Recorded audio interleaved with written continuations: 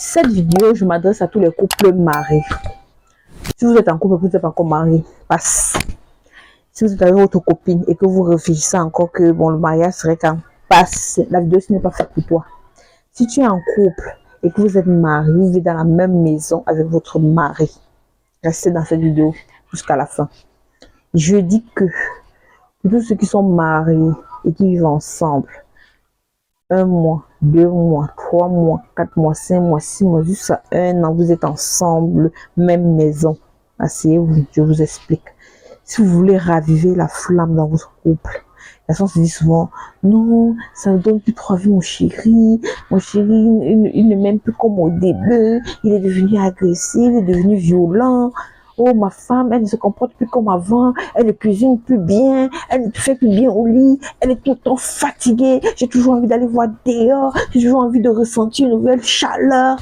C'est une grille. Asseyez-vous les amis. Je vais vous donner un secret qui marche à merveille. Moi, monsieur, quand tu arrives madame à la maison, quand c'est le week-end, aide madame dans les tâches à la maison. Ça peut être pas la lessive, ça peut être pas vider les poubelles, ça peut être pas nettoyer la maison. Bref, trouve une tâche que tu peux alléger madame avec. Une femme qui fait tout à la maison, je dis bien tout, c'est-à-dire les tâches de la maison, elle fait à manger, elle fait le marché, elle nettoie, elle prête des enfants, elle ne peut pas te satisfaire à fond. C'est pour ça que vous allez voir, on va dire, mais pourquoi est-ce que les tisas, elles font bien la chose et tout, et les femmes de la maison, elles ne font pas. Laissez-moi vous dire que ce soit pour une femme ou pour un homme, quand tu pars voir ailleurs, forcément, tu vas toujours trouver que c'est plus mieux ailleurs. C'est sauf que, même ailleurs, quand tu vas faire 1 mois, 2 mois, 3 mois, 4 mois, tu vas sentir que c'est plus ça. Donc la solution, c'est pas d'aller voir ailleurs, mais la solution, c'est de pouvoir essayer de voir entre vous deux comment est-ce qu'on peut faire pour raviver la flamme dans notre couple, pour que ensemble les choses soient encore plus pimentées qu'au début de la relation. Parce qu'on dit que le début est tellement sucré, mais après là, ça s'éteint. Prenez du temps ensemble, discutez ensemble, élaborez les choses ensemble. Prends la peine, toi l'homme, d'aider ta femme dans certaines tâches. La femme, elle sera plus allégée et plus elle va prendre soin de toi, de son mari. Elle va prendre la peine de bien te servir au lit. Mais si la femme est ici, elle est là-bas, pime encore.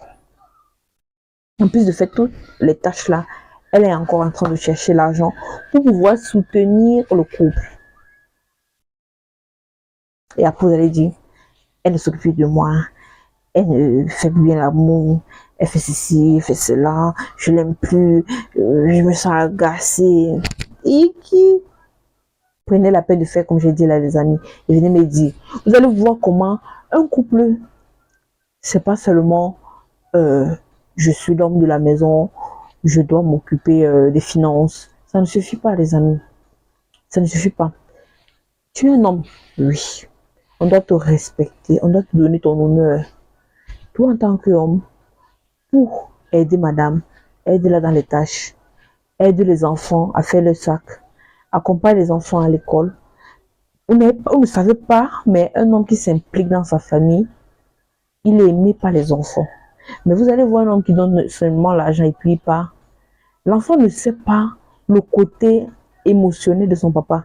Il connaît seulement le côté financier. J'ai besoin de quelque chose, je ne vais pas voir papa. J'ai besoin de l'émotion, de ressentir la chaleur de quelqu'un ou bref, de quelqu'un. Je vais voir maman. Les amis, prenez le temps de construire cette confiance-là entre vos enfants. Après, vous allez dire non, les femmes, elles prennent trop la place. Et quand tu vas demander, tu vas t'impliquer sur l'enfant. Demain, on va dire, tu préfères qui entre le père et la mère. Il va toujours dire, je préfère la mère. Il préfère la mère, pourquoi? Parce que la mère, elle donne cet amour émotionnel-là que toi, tu ne donnes pas. L'amour financier, quand l'enfant grandit, il cherche aussi son argent. Et toi, le père, tu deviens rien à ses yeux. Or, la mère est toujours là avec les conseils, le soutien émotionnel. Si l'enfant a un problème, il peut toujours aller vers la maman. Donc, voici 3 choses que dans un couple, vous devez faire. Première chose, vous aider mutuellement. Homme comme femme, vous devez vous aider mutuellement, que quelqu'un ne sent pas qu'il a tout le poids du mariage sur son dos, bien là, tout le poids du foyer entre ses mains. Partagez-vous les tâches. Deuxième chose, en ce qui concerne le mouli, en ce qui concerne faire les bonnes choses, vous devez espacer. Vous n'allez pas faire tous les jours. Soyez-en sûrs. Ne pensez pas que comme vous êtes en couple, vous faites aujourd'hui, vous faites demain. Une fois que vous serez marié, ça ne sera pas tous les jours. Parce que si vous faites tous les jours, vous allez vous dégoûter. Vous dormez sur le même lit. Vous savez que tous les jours, là, vous faites tout. Ça va vous dégoûter. Donc, prenez la peine de faire. Vous sautez 2-3 jours, vous le faites. 2-3 jours. Il faut que, à chaque fois que vous le faites, il y a de l'envie. Il y a cette chaleur-là. Ça doit être piquant, ça doit être... Vous devez rester comme ça, vous dites, ouais, je vais bébé. Mais il ne faudrait pas qu'à toute heure, ça soit là, un peu vous êtes dedans, ça tue la relation. Tue énormément la relation. Faites même une semaine sans faire. Et vous programmez un jour, partez peut-être dans un hôtel. Vous quittez la maison, vous quittez votre lit, partez un peu ailleurs, explorer les nouvelles horizons. Et vous allez voir comment, quand vous allez aller ailleurs, façon, ça serait pimenté. Vous préparez bien la soirée là. Vous allez voir comment ça serait tellement bon. La troisième et la dernière chose que vous devez faire si vous êtes en couple et que vous vivez dans la même maison, c'est que vous devez rester bien fidèles l'un à l'autre. Je m'explique. La fidélité, c'est quoi? C'est pouvoir dire à l'autre ce que tu penses, ce que tu fais quand il n'est pas là. Ça veut dire quoi? Tu rentres généralement au boulot, toi, l'homme, à 17h. 18h, 19h, tu n'es pas encore de retour. Et tu n'as pas appelé madame pour dire, voilà bébé, je ne suis pas là parce que. Tu t'attends à ce qu'elle va faire comment pour savoir pourquoi est-ce que tu n'es pas encore là.